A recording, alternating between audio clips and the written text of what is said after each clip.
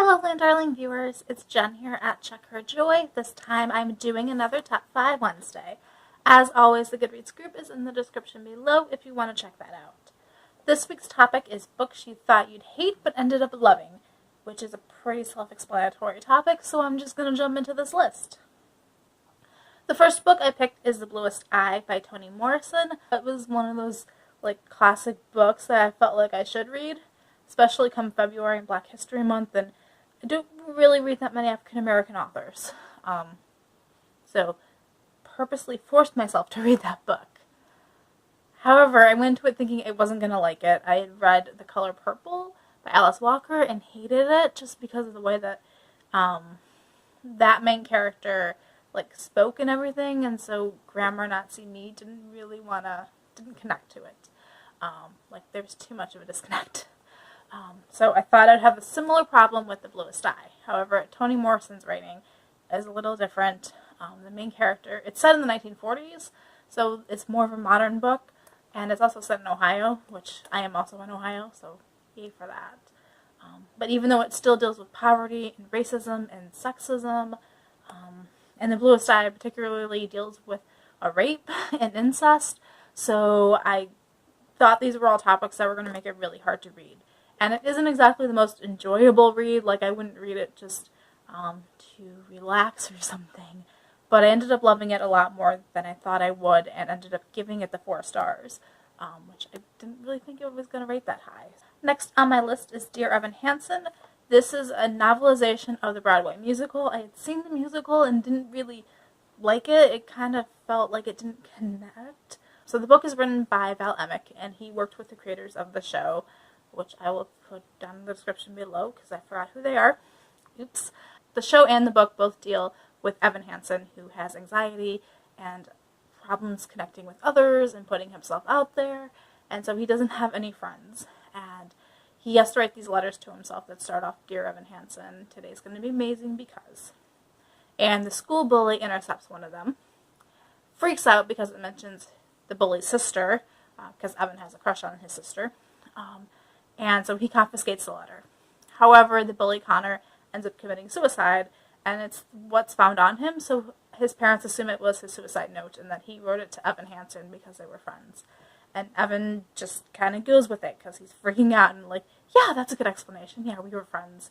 And so the show deals with this lie and also suicide, and it's got this weird disconnect between happy, uplifting songs about everything's going to be great, but also we're dealing with death and depression and suicide and really weird topics. So the musical didn't really resonate well with me, but reading the book and having it just being in Evan's mindset for the entire thing helped a lot. So that was one that I also ended up giving 4 stars that I didn't think was going to get that high a rating. So at number 3, I have Ready Player One by Ernest Cline.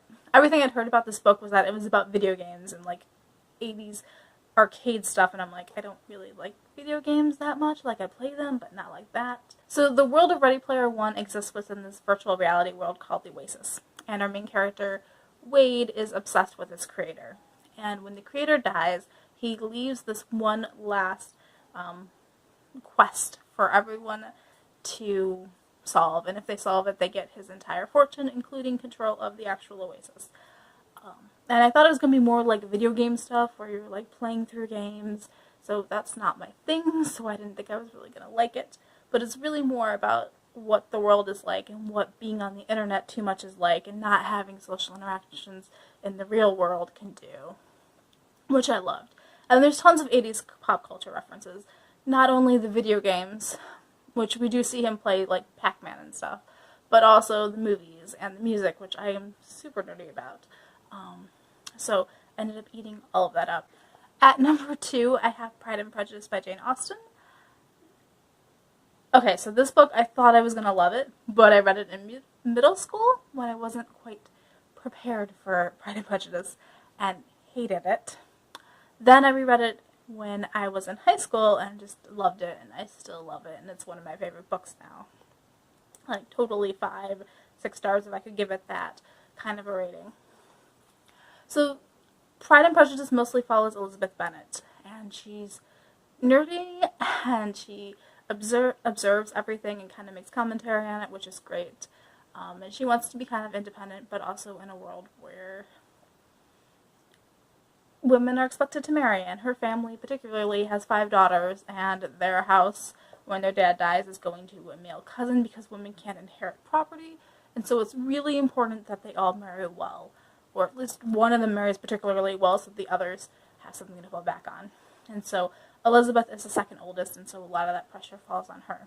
And the reason why I hated it the first time was that they are really mean to Mr. Darcy when he shows up, because he's arrogant and proud, and I am too much like him, so I took a lot of those criticisms as like, oh my gosh, people hate me too, also. But having watched the movie and rereading it in high school when I was older, I enjoyed it more, and I was just like, yes, he does get his girl eventually. And then my number 1 pick is Harry Potter and the Sorcerer's Stone by J.K. Rowling. This book I first read in high school, and I didn't want to read it at first because I was, growing up, and this is a children's book, and magic and boarding a school and blah. Not that interesting. However, I went and watched the movie with my siblings, and the movie was amazing, so then I picked up the books and I devoured the first 4 that were out at the time within a week, like completely obsessed with Harry Potter from then on. So I definitely ended up enjoying it. I love the way that magic works in this world. Harry's a relatable character, even if he doesn't always make the smartest decisions. And some of the people in his life are messed up and screwed up, and they're realistic, which I also like. And there's so much commentary on our world and growing up and everything. So those were my top 5 picks, but for books that I thought I was going to end up hating and then ended up loving. Let me know in the comments below what you thought of any of these books, or what books did you think you were going to hate. The complete list of books is in the description below. Links to all of their book reviews, at least that I have done, will also be down in the description below. So, peace out, I love you guys, and keep reading. Bye!